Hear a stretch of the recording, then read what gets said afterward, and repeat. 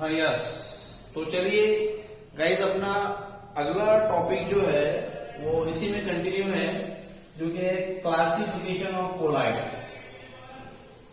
Classification of colloids, ठीक है। Collides को क्लासिफिकेशन, इसी को और कहा जाता है सोल। उस दिन अगले वीडियो में बताया था कि क्लासिफिकेशन ऑफ कोलाइड और sols on the basis of interaction, क्या के बेसिस पे लिखता हूं इस बात को कि on the basis of interaction between what, the interaction between disperse phase DP and dispersion medium DM.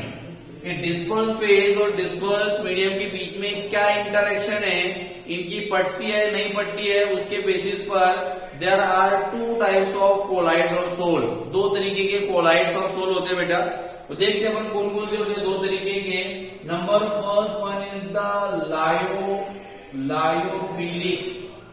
Lyophilic colloid या लायोफिलिक सोल, इस तरीके से बोलेंगे अपन।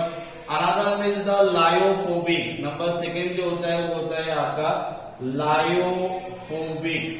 लायोफोबिक।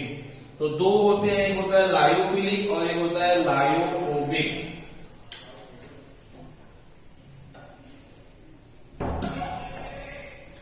Lyophilic and lyophobic. अब लायोफिलिक क्या होता है, तो भाई लायो मीन्स सॉल्वेंट। जो लायो होता है ना, लायो इसका मतलब होता है सॉल्वेंट, और फिलिक का मतलब तो आप लोग जानते ही है, philic it is come from the file. जैसा अपन देखा था इलेक्ट्रोफाइल, न्यूक्लियोफाइल। इलेक्ट्रोफाइल यानी क्या था, तो इलेक्ट्रोफाइल यानी बराबर, वेरी गुड, इलेक्ट्रॉन लविंग। वैसा लायोफिलिक, तो philic is come from the phile and the meaning of phile we all know that the meaning of phile is a loving. यानी ये क्या हो गया, तो लायोफिलिक का मतलब हो गया सॉल्वेंट लविंग, यानी सॉल्वेंट से प्यार करने वाला। अब यहां देखते हैं अपन, अगेंस्ट लायो means solvent and phobic means, सभी को पता है कि फोबिक का मतलब क्या होता है, तो फोबिक का मतलब होता है हेट, नफरत। लायोफोबिक यानी सॉल्वेंट हेटिंग, यानी जो सॉल्वेंट से नफरत करता है उसको कहा जाएगा लायोफोबिक। तो on the basis of interaction between disperse phase and disperse medium there are two types of colloid. दो तरीके के कोलाइड होते हैं, एक होता है लायोफिलिक जो कि सॉल्वेंट लविंग होता है, एक होता है लायोफोबिक जो कि सॉल्वेंट हेटिंग होता है, सॉल्वेंट से नफरत करने वाला होता है। अब इन lyophilic there are strong interaction. इसका पहला पॉइंट लिखिए अपन, तो बोलेंगे there are strong interaction between, इसके बीच में स्ट्रॉन्ग इंटरेक्शन होता है किसके बीच में, disperse phase and disperse medium. यानी भाई यहां पर जो है वो डिस्पर्स फेज और डिस्पर्स फेज के बीच में बहुत अच्छा इंटरेक्शन होता है, दोनों की पट्टी है, यानी लड़का लड़की ये दोनों की शादी हुई। शादी होने के बाद में अपन बोलेंगे कि भाई डिस्पर्स मीडियम के बीच में बड़ा प्यार है, बंदा बंदी से बड़ा प्यार करता है, यानी एक दूसरे को लव करते हैं, पढ़ के एक दूसरे के साथ में रहना पसंद करते हैं। यहाँ पर आएंगे अपन लायोफोबिक। तो लायोफोबिक में पहला पॉइंट ये रहेगा कि there is a weak interaction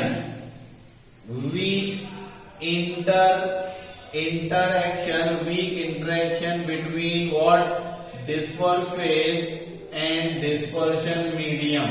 बंदा बंदी साथ में तो है, घर वालों ने शादी करवा दी, लेकिन भाई दोनों एक दूसरे को पसंद नहीं करते, इसलिए इनकी बीच की जो इंटरेक्शन है वो इंटरेक्शन बड़ी वीक है, ठीक है, क्योंकि मर्जी का नहीं है, इसलिए इंटरेक्शन क्या है, वीक होता है।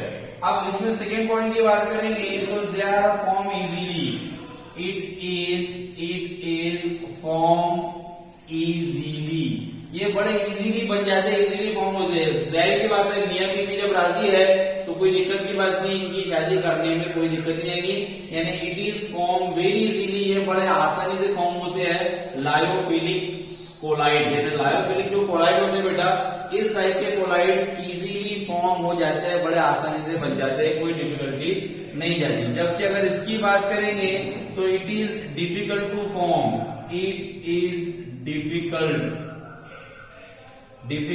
टू फॉर्म, इसको फॉर्म करने में डिफिकल्टी आती है। इसके लिए एक शब्द होता है इजी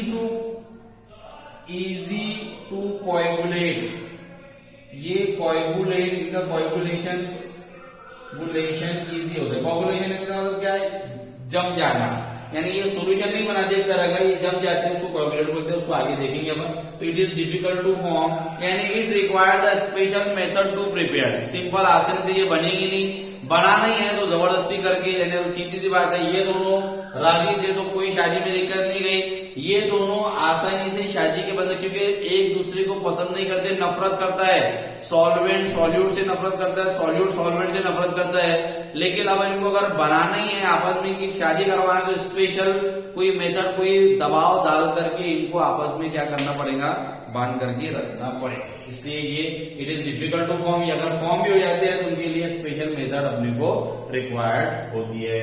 उसके बाद में थर्ड पॉइंट की इसकी बात करेंगे तो थर्ड पॉइंट ये होता है बेटा कि इट इज, अब जब ये इजीली फॉर्म हो जा रहा है, इसका मतलब शादी होने के बाद में it is stable, it is stable, ये स्टेबल होते हैं। जाहिर सी बात है कि जब ये आसानी से बन रहे हैं, आसानी से वो रिएक्शन होती है, वो रिएक्शन फॉरवर्ड में जाती है बेटा, जिससे बनने वाला प्रोडक्ट स्टेबल होता है। अभी अपन एग्जांपल समझे ये कि जब मियां बीवी राजी है, इजीली ये फॉर्म हो जाते हैं, शादी के लिए राजी है, खुश रह रहे हैं, इंटरेक्शन स्ट्रॉन्ग है, इसका मतलब ये स्टेबल है। अब सीधी सी बात है, जब ये फॉर्म होना ही नहीं चाहते, बनना ही नहीं चाहते, तो ये क्या होंगे, इट इज अनस्टेबल, ये अनस्टेबल होते हैं।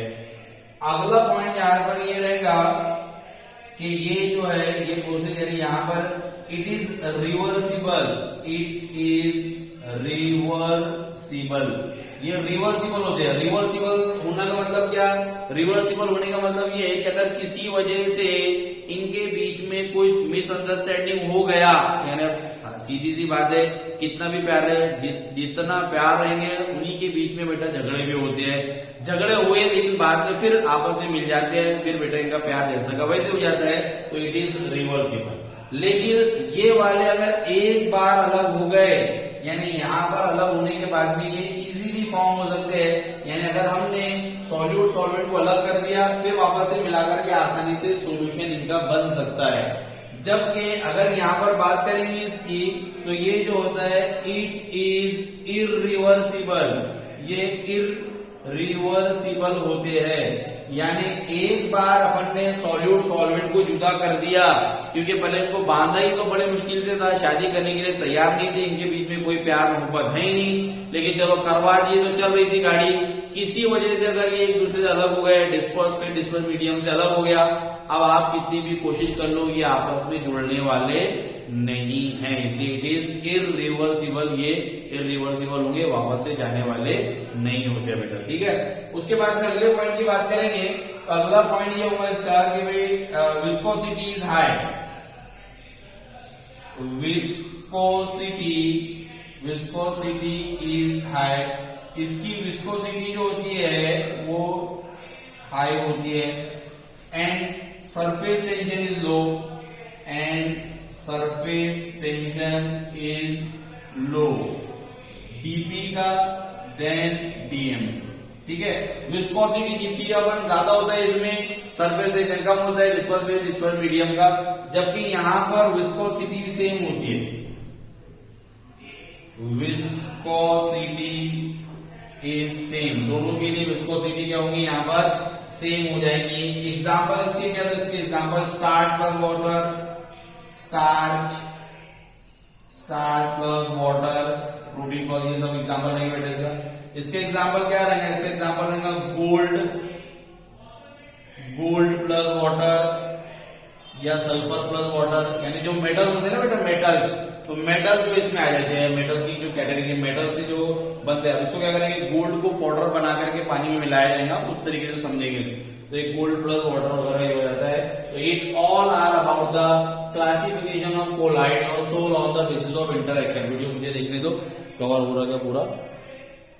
तो ये हो गया बेटा अपने पास में, ठीक है। तो ये एग्जांपल एक बार फिर से थोड़ा दिखती रहा, star plus water, gold plus water, ये इनके एग्जांपल है बेटा, इधर वाले का इसका एग्जांपल। तो ये वो अपना classification on the basis of किसके इंटरेक्शन। अब एक होता है classification on the basis of particle size, particle का साइज या मॉलिक्यूल्स का साइज, इनके हिसाब से जो है ये क्लासिफिकेशन होता है। एक चार्ट के हिसाब से भी क्लासिफिकेशन होता है, दोनों देख लेंगे अपन, ठीक है। तो एक है हमारा क्लासिफिकेशन, क्लासिफिकेशन क्या के बेसिस में, तो on the basis of molecules और एटम्स, एटम्स या मॉलिक्यूल के भी में इनके साइज के, जो मॉलिक्यूल्स का एटम का साइज है उसके बेसिस पे क्लासिफिकेशन। तो नंबर पहला इसमें there are two type, number first is the multimolecular, और उसी को माइक्रो भी कहा जाता है, माइक्रो मॉलिक्यूल। सेकेंड पार्ट होता है इसका मैक्रो मॉलिक्यूल। तो on the basis of molecular atomic size on the basis of number of molecule और एटम्स, नंबर पे, साइज पे नहीं, नंबर ऑफ मॉलिक्यूल्स और atoms, there are two types of colloids. एक होते हैं मल्टी मॉलिक्यूलर, उसको माइक्रो मॉलिक्यूलर भी कहा जाता है, और एक होते हैं आपके मैक्रो मॉलिक्यूलर, माइक्रो मैक्रो, दोनों में फर्क है, तुम बड़े अच्छे से जानते हो इस बात को। तो चलिए देखते हैं मल्टी मॉलिक्यूलर में क्या होता है। तो मल्टी मॉलिक्यूलर में होता है इसका कि when the number of molecules, number of atoms लिखता हूं पहले, number of atoms and या फिर मॉलिक्यूल भी करते हैं, number of atoms and molecules are held together by van der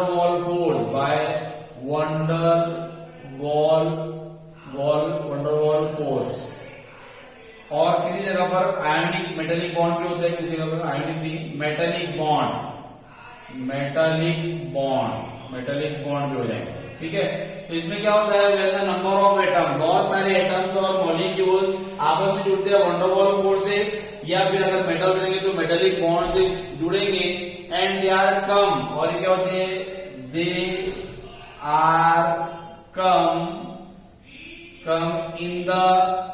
in the range of colloids, और ये कोलाइड्स की रेंज में है। कोलाइड्स की रेंज क्या होती है, कोलाइड की रेंज होती है 1 नैनोमीटर से लेके तो 1000 नैनोमीटर की रेंज में ही आ जाते हैं।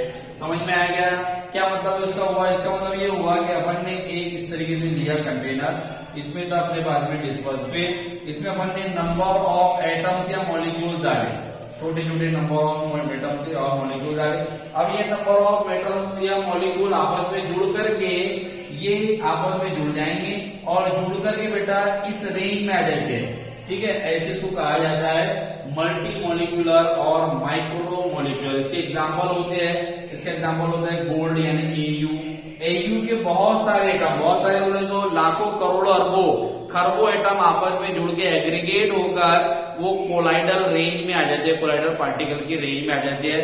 यह होता है इसका एग्जांपल S8 सल्फरेट, इसके भी ऐसे हो जाएंगे बेटा, सल्फरेट के बहुत सारे लाखों अरबों खरबों मॉलिक्यूल मिलकर के इस रेंज में आ जाते हैं। यहाँ पर अगर देखिए अपन माइक्रो मॉलिक्यूल में तो बोलेंगे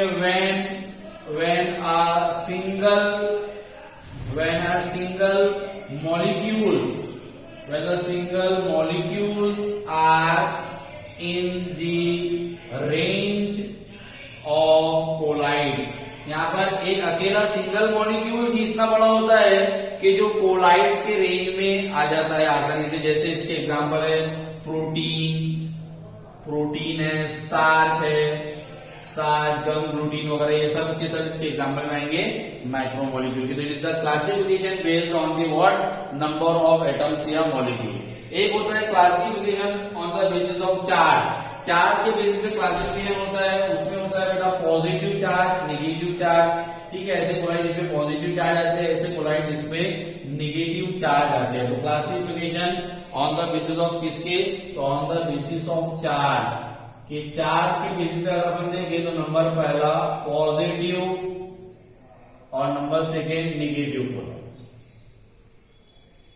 अब पॉजिटिव कोलाइड्स क्या होंगे, तो पॉजिटिव कोलाइड होंगे इसमें पॉजिटिव चार्ज आता है। इसके एग्जांपल याद रखना है, इसके एग्जाम्पल क्या होते हैं? तो इसके एग्जाम्पल होते हैं oxide and hydroxide. Oxide and hydroxide are from the positive colloid, जैसे SnO2 ऑक्साइड और FeOH/3 हाइड्रोक्साइड। निगेटिव में क्या आएंगे? तो निगेटिव में आएंगे हाइलाइड्स होते हैं, और क्या होते हैं? तो और नेचुरल कोलाइड्स क्या होते हैं? तो नेचुरल कोलाइड में बेटा ब्लड होता है, या फिर क्या होता है? तो ब्लड के अलावा होता है क्ले। तो ये is the natural colloid having the negative charge. Halide में Ag जो रहेगा सिल्वर प्लस Ki के साथ में Ag प्लस Ki इसके साथ होते हैं। ठीक है, ये हो गया हमारे पास में क्लासिफिकेशन। अब अगला टॉपिक अगले वीडियो पे देखेंगे। ठीक है, यहाँ जो भी डाउट डिफिकल्टी है तो रुके, कुछ क्वेश्चन भेजूंगा वो कर लेना। ओके।